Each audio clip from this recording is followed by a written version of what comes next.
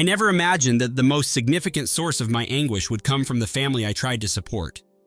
My husband, Jason, and I built ourselves from humble beginnings. We weren't born into money. We fought, saved, and slogged through countless obstacles to earn a decent living. When his sister, Marilyn, asked us to help fund her children's college dreams, we thought it was a worthy cause. I always believed education opens doors, and Jason and I could afford to assist. So, with hope in our hearts, we committed to paying tuition, books, and some living expenses for Marilyn's 2 children, Amber and Brian. We felt proud to give back, believing it would strengthen our family bonds. Little did I know, our generosity would eventually fuel resentment and disrespect. Those 2 children, once innocent toddlers, would grow into something entitled. I question if we should have seen it coming. Marilyn was a single mother who struggled after her divorce. She worked part-time and juggled credit card debt, making just enough to cover her rent and bills. Jason always loved his sister, and I sympathized with her plight.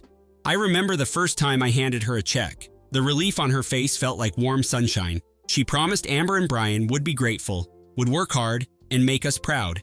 At the time, Amber was just starting her sophomore year, and Brian was finishing his freshman credits. They both seemed polite, thankful, and promising. We never once suspected they would become the self-absorbed individuals they are now. Marilyn kept saying they'd make us proud, but sometimes people grow into their worst selves, especially when handed opportunities they did not earn.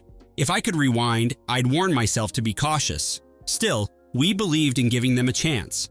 We arranged direct payments to the university, covering tuition so Amber and Brian would never need to worry about loans.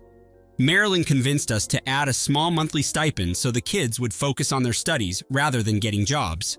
It sounded noble, and we felt we were sparing them the hardships we once faced. But I now realize that adversity often builds character. Without that, people can grow complacent, arrogant, and entitled. Amber and Brian, once humble and kind, began requesting larger amounts for textbooks, lab fees, and miscellaneous expenses. Sometimes they claimed they needed more because of unforeseen circumstances. Marilyn defended them, saying we could trust their judgment. Jason backed her, eager to support his family. I did not want to cause conflict, so I relented. The bills rose and my reservations followed, yet I said nothing, hoping for the best. I hoped they were truthful. Anyway, months turned into years, and Amber and Brian progressed through college. At family gatherings, they stopped engaging in friendly chats. Instead, they boasted about latest luxuries, designer clothes, expensive electronics, and lavish weekend getaways. I asked Marilyn where the money came from, and she'd shrug, mumbling that her kids were just making the most of life. Jason didn't question it, perhaps proud they were experiencing a freedom he'd never had. I, on the other hand, grew uneasy. I remember Amber rolling her eyes when I suggested she be careful with spending. Brian once snapped that my questions were inappropriate. They were not the same young people we had initially supported. Somehow, they acted like we owed them. Marilyn did nothing to dispel that notion, and my husband remained silent. I felt dread anytime we talked about money. I wanted to believe they'd grow out of this, but it got worse. A turning point came one afternoon when I visited their campus. I'd brought a care package, hoping to surprise Amber and Brian. Instead, I found a rowdy party in their off-campus apartment. Bottles littered the counters, the smell of smoke filled the air, and Amber could barely stand when she opened the door. Brian, slurring his words, asked why I was barging in. When I expressed concern, he cursed, calling me a judgmental selty. My heart pounded, shame and rage warring inside me. I had sacrificed so much, and this was their attitude? Amber, staggering, said I was just the cash bag. I was so stunned I couldn't respond. I dropped the package, turned around, and left, holding back tears. That was the first time I felt truly betrayed. I drove home in silence, my mind racing. I could barely comprehend how they'd become so cruel. Their words were knives. When I told Jason about the incident, he went quiet. I could see the worry behind his eyes, but he insisted they were just young, caught up in partying. He pleaded that I not overreact. I stared at him, wondering when we would stop dismissing their behaviors. I loved my husband, but I felt alone, as if my concerns were somehow invalid. Marilyn was equally dismissive, saying I shouldn't judge her kids. Over time, Amber and Brian barely acknowledged us. They seemed to assume the money would flow forever. I started noticing gaps in their stories. Why did they need so much for textbooks? Why were their rent and utilities so high? Marilyn blamed inflation, campus politics, and random fees. Yet, every time we visited, they threw parties, drank top-shelf liquor, and wore designer brands. I could sense darkness lurking beneath their facade. I vowed to uncover whatever they hid. I started connecting dots when a close friend of mine, Kelly, mentioned seeing Amber meeting with shady-looking people in the campus parking lot. Kelly's daughter recognized Amber from photos I'd shared. She saw money exchanging hands, followed by small packages. My heart sank, fearing drugs. Brian apparently was also present, lurking near the car. This wasn't just a party excess. They were funding something far darker. I suspected they might be dealing substances on campus. I shared this with Jason, but he looked more nauseous than angry. He said we needed real proof before accusing them. I agreed, though it pained me to imagine the kids we once loved could stoop so low. Days later, Amber and Brian texted me, demanding a larger transfer for rent. No apology, no explanation. I refused, wanting answers. They ignored me, which spoke volumes. My suspicions burned, and I decided to act. I couldn't wait. One weekend, I drove to their apartment unannounced, determined to dig deeper. Marilyn had mentioned they might be home, but I found only Brian's girlfriend, Tanya, lounging on the couch, scrolling through her phone. She barely acknowledged me, just mumbled some greeting. I noticed a stack of unopened textbooks in the corner, still wrapped in plastic. That struck me as odd. Hadn't Amber requested money for urgent study materials? Why were they sitting, unopened? As Tanya stepped away to take a call, I crept to Amber's room, surprised to find it ajar. Inside, I saw boxes of various items, perfumes, cosmetics, and electronics, all stacked like inventory. A few papers were strewn on her desk. I peered closer, and my blood ran cold. They were lists of products, prices, quantities, and phone numbers. Apparently, Amber and Brian were selling more than drugs. They had some illegal reselling scheme. I froze. Tanya returned and caught me in Amber's room. She glowered, saying, "You shouldn't snoop. They won't like that." I retorted that it was my money funding much of this, so I deserved answers. She shrugged, her voice dripping with contempt, and accused me of being a stuck-up busybody. I left with my heart racing, realizing the situation was worse than I imagined. They weren't simply wasting our money, they were running some underground business, possibly fencing stolen goods. I confronted Jason, and though he was horrified, he still hesitated to take drastic action. Marilyn insisted it was a misunderstanding, but we finally agreed to stop the flow of cash until they provided an explanation. I awaited their reaction, bracing for the worst. Sure enough, Amber and Brian lashed out, calling me a manipulative witch and blaming me for ruining their future. No contrition, no respect, just venom. That day, I snapped. I refused to be their doormat any longer. All the years of guilt-tripping, emotional blackmail, and insults had worn me down. My husband watched as I calmly drafted an email to Marilyn and her children, outlining the cessation of all financial support. I made it clear they had violated our trust. In response, Amber and Brian threatened legal action, claiming we owed them the rest of their tuition. Marilyn tried pleading, arguing they'd lose their chance at graduation, but I wouldn't budge. The threats escalated to vile insults, especially directed at me. They questioned my morality, taunting me about my past financial struggles, calling me a gold digger. For the first time, Jason defended me, furious at their audacity. But the damage was done, and I knew we had to protect ourselves. Betrayal like this couldn't be forgiven. They chose this path, and I would not be their victim again. A few days later, a friend in law enforcement confirmed my worst fears. Amber and Brian were under investigation for dealing drugs on campus. Additionally, police suspected they were involved in selling stolen electronics, textbooks, and even fake IDs. My stomach churned, knowing our money had partly funded their illegal operation. The officer asked if I knew anything, and I admitted to suspicions but had no solid proof. He warned that if Amber and Brian were caught in the act, they'd face serious charges. I felt a conflicting mix of rage and sadness.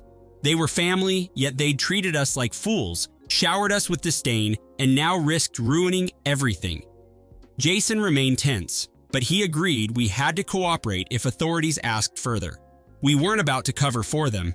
They crossed a line. Marilyn begged us to stay silent, but I refused. I decided it was time. I didn't seek vengeance by choice. It was forced upon me. Amber and Brian had made their contempt clear. They thought I was too soft, too naive to fight back. But they forgot one crucial trait I'd developed through hard times: resilience. A day came when the police raided their apartment. I watched from a distance, heart hammering. Officers emerged with boxes, bags, and computers. Amber and Brian were handcuffed, their expressions shocked. Marilyn called me, sobbing, demanding I pay for a lawyer. She shouted that it was my duty to protect them, but I had nothing left to give. I said I owed them nothing. She screamed expletives, claiming I was ruining her children's lives, as if they hadn't ruined ours. Part of me felt compassion, but their betrayal ran too deep. They chose this, so I chose myself.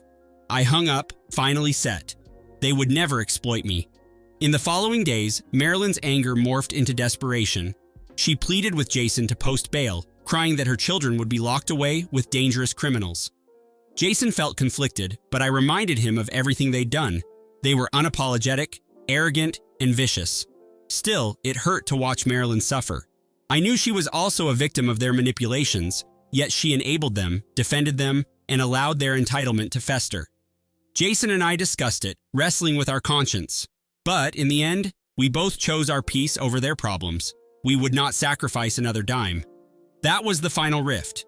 Marilyn cursed us, claiming she'd never forgive our cruelty. I felt pain, but no regret. I refused to carry their burden any longer. They could face the consequences. Sometimes, no matter how much you love, you must walk away. If they wanted war, they had it. The legal battle unfolded slowly. Amber and Brian were charged with possession of controlled substances, intent to distribute, and receiving stolen property. Marilyn, with no means to afford high-powered attorneys, tried everything to get Jason to intervene. But we stood firm.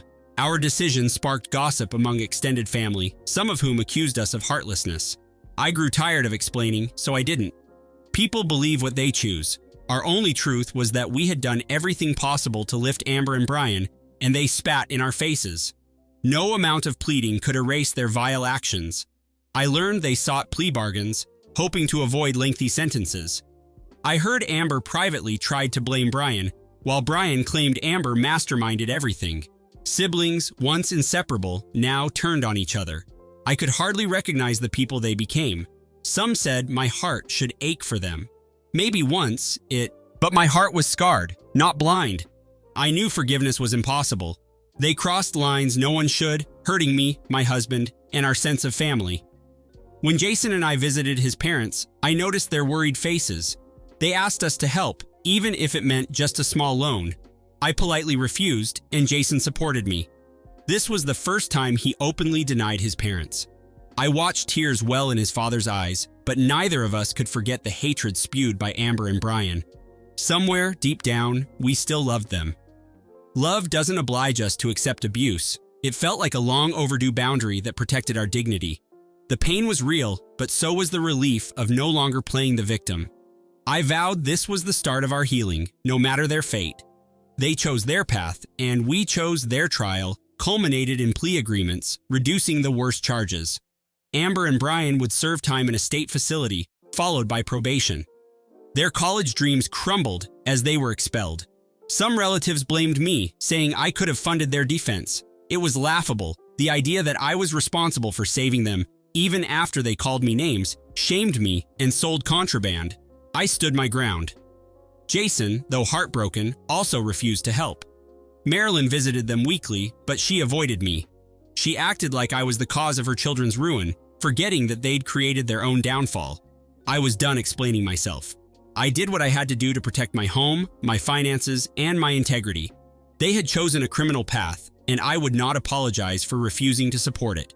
Watching them face the music felt like the only fair outcome left. With Amber and Brian gone, the house finally felt peaceful. No demands, no harassment. Jason and I took time to reflect. Yes, we'd lost a chunk of savings, but we also saved ourselves from endless turmoil. I insisted we seek therapy to process the betrayal. He agreed, and we spent months healing our emotional wounds. No contact from Marilyn, no letters from Amber or Brian. We simply moved on. Sometimes, in quiet moments, I remember their childhood photos, the birthdays we celebrated, and I feel a twinge of sadness. But I remind myself that they chose this fate. They had every opportunity to thrive, yet they spiraled into crime and unbelievable arrogance. Therapy helped me release the blame I carried. It was their failure, not mine. I could finally sleep without dread, no longer obsessing over their choices. As the seasons changed, my anger melted into acceptance. Months later, I received an unexpected call from Marilyn. Her voice was strained, like she fought back tears. She said Amber and Brian were due for early release if they fulfilled certain conditions, including restitution. She begged us to contribute because their fines were steep. I listened as she described their remorse, how prison changed them. I waited for an apology, but none came. I asked, did they ever mention the things they said to me? Did they express regret for their abuse, their betrayal? Marilyn went silent.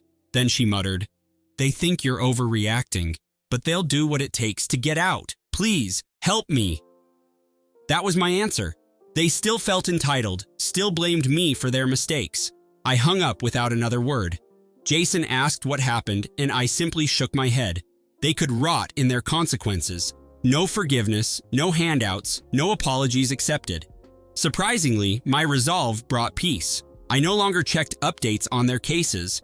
I blocked Amber and Brian on every platform, not that they tried contacting me. They existed in a distant realm where their choices had led them. Marilyn occasionally messaged Jason, but he kept it short. We were done suffering. It was like emerging from a storm, shaken but intact. In therapy, I learned to release anger without granting forgiveness. It's possible to move on while still acknowledging the wrongs done to you. I would never forget their betrayal, nor would I pretend it didn't happen. But I would also not let it define my life. I found strength in being resilient, in knowing I was no longer a victim. My marriage grew stronger, my self-respect intact. The shame they tried to place on me no longer existed.